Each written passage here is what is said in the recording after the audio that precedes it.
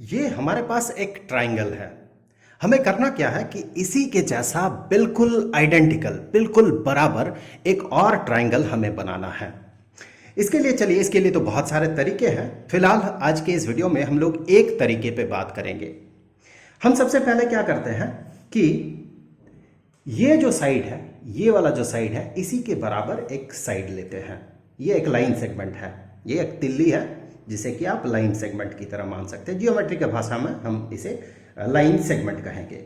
हम क्या करते हैं, दूसरा एक ऐसा ही तिल्ली लेते हैं, ये इस वाले साइड के बराबर है और इसे हम यहां पर रख लेते हैं। अब हमें करना क्या है, दोनों साइड तो बराबर हो गया, ये साइड इसके और ये साइड इसके बराबर हो गया। अब हम क्या करेंगे कि ये वाला जो एंगल है, ये वाला एंगल, वही वाला एंगल हम यहां पर बनाएंगे। अगर बिल्कुल सेम एंगल हम यहां पर बनाते हैं ऑलमोस्ट, और थोड़ा सा अगर ये एंगल इस एंगल के बराबर हो जाता है, देन अगर इस पॉइंट को हम इस पॉइंट के साथ जोड़ेंगे तो ऑब्वियसली ये साइड इसी साइड के बराबर होगा। एक बार आप देखिए, ये है इस साइड के बराबर, हम यहां पर इसे डाल देते हैं, बिल्कुल ये मैच कर जाएगा। यहां पर थोड़ा सा एंगल बनाने में मैंने थोड़ा सा गलती कर दिया, ह्यूमन एरर, इतना तो होगा ही। अब देखिए, यही साइड जो है, ये लाइन सेगमेंट जो इसके बराबर है, वो यहां पर ठीक से मैच कर रहा है। अगर आप इससे थोड़ा छोटा लाइन सेगमेंट यहां पर ड्रॉ करने का कोशिश करेंगे तो ये संभव नहीं है, ये बनेगा नहीं। या फिर इससे थोड़ा बड़ा लाइन सेगमेंट ड्रॉ करने का कोशिश करेंगे तो वो भी नहीं बनेगा, ये पॉसिबल नहीं है। एक ही पॉसिबिलिटी है, वो ये कि ये वाला इस पॉइंट और इस पॉइंट को जोड़ के जो लाइन सेगमेंट बनेगा, उसका जो लेंथ होगा वो इसी के लेंथ के बराबर होना ही होगा। ये हमने खुद से नहीं किया, ये अपने आप हुआ। हमने क्या किया था, हमने इस साइड को इस साइड के बराबर किया, हमने इस साइड को इस साइड के बराबर किया, और उन दोनों साइड्स के बीच का जो एंगल है, उस एंगल को हमने सेम बनाया। बाकी चीजें अपने आप हो गया कि ये जो साइड है इस साइड के बराबर हो गया।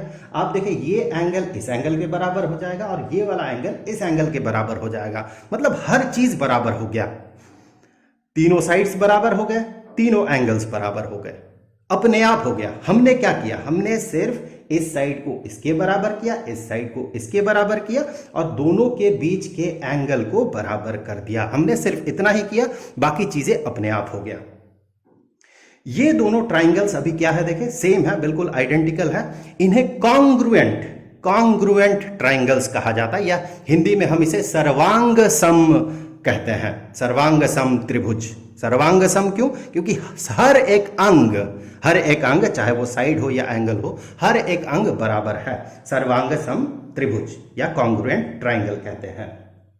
और इस तरह से आपने देखे, आपने क्या किया, हम लोगों ने क्या किया, हम लोगों ने सिर्फ दो साइड को बराबर किया और बीच का एंगल को बराबर किया, तो ट्राइंगल सेम हो गया, बिल्कुल आइडेंटिकल हो गया। तो फिर इसका उल्टा जो है वो भी तो सही होगा कि अगर दो ट्राइंगल्स गिवन हो, ये वाला ट्राइंगल और ये वाला ट्राइंगल अगर गिवन हो, तो अगर समहाउ हम किसी दो साइड को बराबर प्रूव कर दे, जैसे दो साइड को बराबर प्रूफ कर दे, इसका मतलब ये दो साइड्स और ये दो साइड्स, अगर इन दोनों को हम किसी तरह से बराबर प्रूव कर दे, या फिर बराबर गिवन हो, दिया हुआ हो, और साथ ही साथ दो साइड्स के बीच का एंगल भी अगर बराबर दिया हुआ हो, या फिर हम प्रूव कर दे, तो फिर हम ये कहेंगे दोनों कॉन्ग्रुएंट हो गया, दोनों बराबर हो गया, ट्राइंगल्स होना ही है। हमने तो यही देखा थोड़ी देर पहले।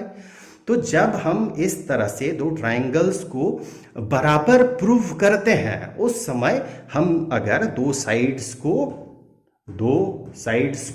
दूसरे ट्राइंगल के दो साइड्स के साथ बराबर प्रूव कर दें, और उन दो साइड्स के बीच में जो एंगल बन रहा है, इन एंगल्स को भी बराबर प्रूव कर दे, तो हम कहेंगे ये दो ट्राइंगल्स कॉन्ग्रुएंट हो जाता है। और इस तरह का जो कॉन्ग्रुएंसी है, कॉन्ग्रुएंसी मतलब बराबर होना, कॉन्ग्रुएंट मतलब दो चीजें अगर बराबर है, कोई चीज दूसरे के साथ बराबर है, तो वो कॉन्ग्रुएंट है, या हिंदी में कहें सर्वांग सम है। तो इस तरह का जो कॉन्ग्रुएंसी है, कॉन्ग्रुएंसी मतलब बराबर होना, इस तरह का जो कॉन्ग्रुएंसी है, इसे SAS कॉन्ग्रुएंसी कहा जाता है।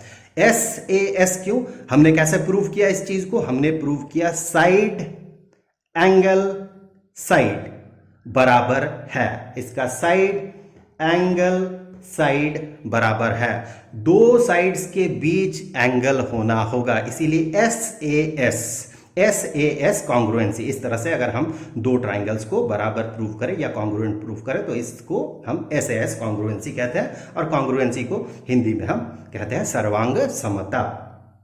तो यहां पर आप एक और चीज देखिए, हम लोग बार बार ये बात कर रहे हैं कि दो साइड्स के बीच के एंगल, दो साइड्स के बीच के एंगल को बराबर प्रूव करना होगा, तब जाके दो ट्राइंगल्स बराबर होगा। इस प्रोसेस में अगर हम दो साइड्स को बराबर ले, इसे इसके साथ बराबर, चलिए इसको फिलहाल हटा देते हैं, इसे इसके साथ बराबर, इसे इसके साथ बराबर, और एंगल जो है बराबर एंगल वाली बात अगर हम ये वाला करें कि ये एंगल इस एंगल के साथ बराबर है, तो क्या ट्रायंगल कॉन्ग्रुएंट होगा, तो क्या ट्रायंगल बराबर होगा, ये अभी हमें चेक करना है। अगर बराबर हो जाएगा तो फिर हम उसे क्या कहेंगे, S S A, side side और कोई सा भी एंगल। पर ऐसा होगा या नहीं होगा ये पहले हमें देखना होगा कि ये एस एस ए वैलिड होता है या नहीं, या फिर हमेशा एंगल को दो साइड्स के बीच में ही रहना है। तो हम अभी क्या करेंगे, देखें, हम ये साइड इसके बराबर हमने मान लिया, ये साइड इसके बराबर हमने ले लिया। अब हम ये वाला जो एंगल है, ये वाला एंगल यहां पर बना रहे हैं। ये इसे लाइन सेगमेंट मत मानिए, ये एक लाइन है और हम सिर्फ इस एंगल को बना रहे हैं। ये एंगल इसके बराबर हो गया, ये वाला एंगल इसके बराबर हो गया। आपको लग तो रहा होगा कि अगर ऐसा भी हुआ कि साइड साइड बराबर है और कोई सा भी एंगल, बीच का एंगल नहीं बल्कि बाहर वाला एंगल, दो साइड्स के बीच का एंगल नहीं, बाहर का कोई एंगल अगर इसके साथ बराबर हुआ तो भी ये दोनों बराबर ट्रायंगल होगा, आपको ऐसा लग रहा है। लेकिन रुकिए, ऐसा नहीं भी हो सकता है। कब नहीं होगा? हमने क्या कहा, हमने कहा ये साइड इस साइड के बराबर है, ये साइड इस साइड के बराबर है, और ये एंगल इस एंगल के बराबर है। मतलब ये वाला एंगल जो है इसे आप चेंज कर सकते हैं।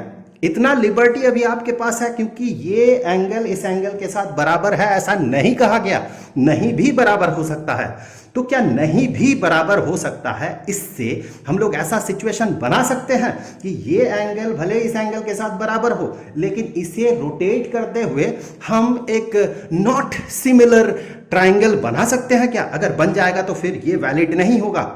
कोशिश करके देखते हैं। हमारे पास अभी लिबर्टी है कि हम इसे रोटेट कर सकते हैं। देखिए लाइन सेगमेंट इतना ही है, इसके साथ बराबर ही है, लेकिन ये एंगल जो है, दिस एंगल, ये वाला एंगल इसके साथ बराबर है ऐसा नहीं कहा गया। तो अभी हमारे पास लिबर्टी है कि हम इसे रोटेट कर सकते हैं। थोड़ा सा ये काटी सब हिल रहा है, तिल्ली सब। सो अभी हमारे पास लिबर्टी है, जो ऐसा था इसे हम रोटेट करके ऐसे बैठा दे। हमारे पास तो वो लिबर्टी है। हमने इस एंगल को सेम रखा, हमने इस एंगल को तो सेम रखा है। ये साइड इस साइड के बराबर है, ये साइड इस साइड के बराबर है, लेकिन ये वाला एंगल इस एंगल के बराबर नहीं है। फिर भी देखिए वो चीज आ गया कि दो साइड्स तो बराबर है, ये इसके साथ, ये इसके साथ, ये एंगल इसके साथ, तो ये सिचुएशन तो एस एस ए है, लेकिन दोनों ट्रायंगल्स देखिए एक दूसरे के बराबर नहीं है, कॉन्ग्रुएंट नहीं है। तो एस एस ए से, साइड साइड एंगल से, दो साइड, एक पेयर, दो पेयर हो गया, और एंगल बीच का अगर ना हुआ तो फिर ये कॉन्ग्रुएंट होगा, इसका कोई गारंटी नहीं है, नहीं भी हो सकता है। इसीलिए एस एस ए को इनवैलिड कहा जाता है। ये हमेशा आपको कॉन्ग्रुएंट ट्रायंगल ही प्रूव करके देगा, इसका कोई मतलब नहीं है, इसे फेंक देते हैं, ये पॉसिबल नहीं है। सो जब दो साइड्स को बराबर प्रूव करते हुए और एक एंगल को बराबर प्रूव करते हुए हम कॉन्ग्रुएंसी को प्रूव करना चाहते हैं, तो हमेशा ध्यान रखें इस एंगल को दो साइड्स के बीच में होना होगा। जब दो साइड्स के बीच में होगा, दैट मीन ये वाला एंगल इसके बराबर होगा, तभी जाके दो ट्रायंगल्स कॉन्ग्रुएंट होगा। यहां पर एक और बात, यहां पर बचपन में, कम उम्र में या स्टूडेंट लाइफ में, स्पेशली 8, 9, 10 इस लेवल में एक तरह का कंफ्यूजन आता है।